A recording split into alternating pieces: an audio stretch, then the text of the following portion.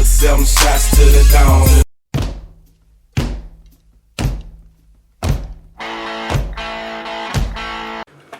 Alright, this is Chris, Thrillbeats, 21's channel. Thank you for watching my channel, for my 52 subscribers that I have, with this cool little neat like green screen behind me, making cool images and stuff. I thought I'd ever be that. If anybody has any, first of all, I'd like everybody to thumbs up this video. If I get 50 thumbs up, 50 likes, it'd be 52 likes. It'd be pretty intriguing to me that people actually watch this video, let alone 50 views. Yes, I am in the Army. Yes, I'm a military policeman, and yes, one of the most hated NOSs in all of the entire Army. That's not going to stop. I only have a year left in service, a little bit more than a year left being in the Army, and I want to re-enlist. I want to stay in the Army. I've been on the fence for a while now, and we've realized that, you know, I do want to stay in. I know that I can make a difference for my little area, my little NCOs and my little soldiers that I have. Not little, some are bigger than I am. I'm only 5'7", but still, I know that I can make a difference. And I've been looking on YouTube lately. This is a military vlog, obviously, but I've been looking on YouTube for people that are MPs that are out there, and all I see is people acting a donkey, people acting a fool, people acting stupid on their channels, not really making the MPs look good, but at the same time it's like they make it seem like it's a big joke. Nah.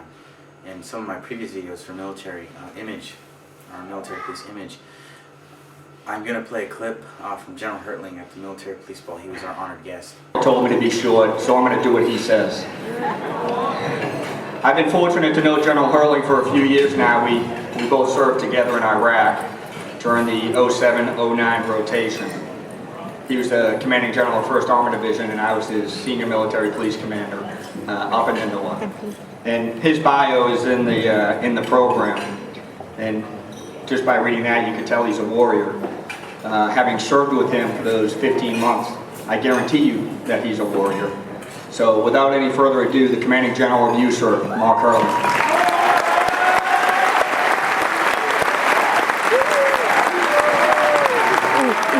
Fist pump. Wow. This is the biggest group of people I've ever seen in my life. What an unbelievable event. All sorts of leaders and soldiers and supporters of the military police, the CID, and the Provost Marshal here in Europe. I'll do a special shout out to the 709th because many of you don't know this, but I'm an honorary MP of the Warrior Battalion. Y'all didn't know that, did you? And how about one of the 2 soldiers that are here who represented the MPs in the USER Soldier of the Year Award, Sergeant Burns, and Specialist Perez is not here, PFC Perez is not here tonight because he bought a hoopty down in Grafenberg and he couldn't quite make it. He had a girlfriend. But the good news is I got to eat his dessert, so that's okay. And finally, and most importantly, and I say this with all due respect, are the spouses of all of our military policemen and the people who support our military policemen. I have to tell you something. My wife is really upset with me tonight because we went back to the United States a few weeks ago to attend the AUSA conference. She stayed there because we have 2 of our sons and 1 of our daughter-in-laws are soldiers, and our oldest son has a child, which is our grandson, and is soon to have another one within the next few days. So Sue stayed there, and really what it came down to was I said to her, Sue, the MP ball is the first weekend, you know, that we were supposed to be back. And she said, Mark, look me in the eyes. 800 MPs, 1 grandbaby. Which one do you think I'm going to choose? So she wants me to send my best wishes to all of you and tell you all that she wishes she was here with you to celebrate the spouses of this organization because you all do masterful work and you love our soldiers, and that's enough for this old guy. So please, a round of applause for the spouses.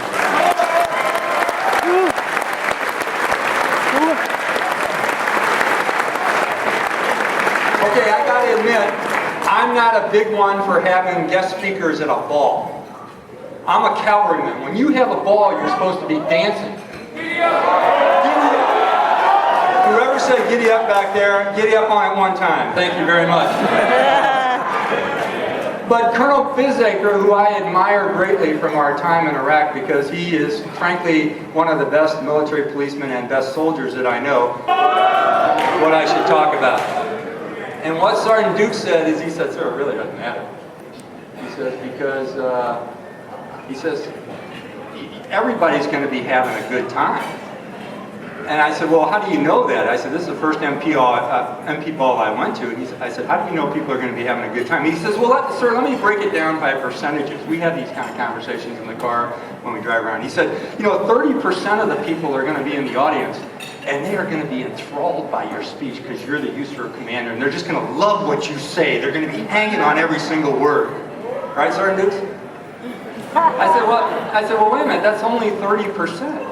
I said, what about everybody else? And he goes, well, he said, that's pretty easy. He says, 30% just want you to get off of there and quit talking. So they're going to hate everything you say, and they just want you to stop. And I said, well, Sergeant Dukes, that still only leaves 60%. What about the other 40%? He goes, well, sir, this is an MP ball. He says 40% of the MPs in the room are going to be thinking about sex.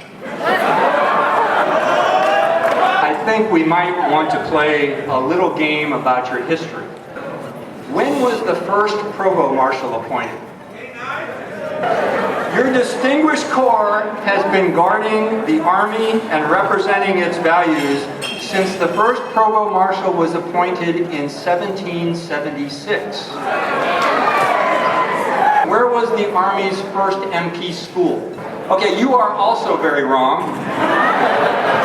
Because the first MP school was actually created in the Philippines in 1903. Okay, good. What special markings did MPs have on the Normandy beachhead and why in World War II? You guys will never get this one because this one even came as a surprise to me. The Army created 3 battalions of amphibious MPs to land at Normandy as part of the Engineer Special Brigades. They directed traffic on the beachhead, and the soldiers helped people get through the breaches and the obstacles once they found them. They would wear an orange arc on their helmet to indicate they were allowed to stay on the beach. Allowed to stay on the beach. Now, when you think about it, that's pretty awesome, quite frankly, and I'm sure many of you have seen the movie Saving Private Ryan. People wanted to get off the beach as fast as possible. But these MPs were literally the bravest of the brave staying on the beach, directing traffic through the obstacles, and I think that's pretty important. Okay.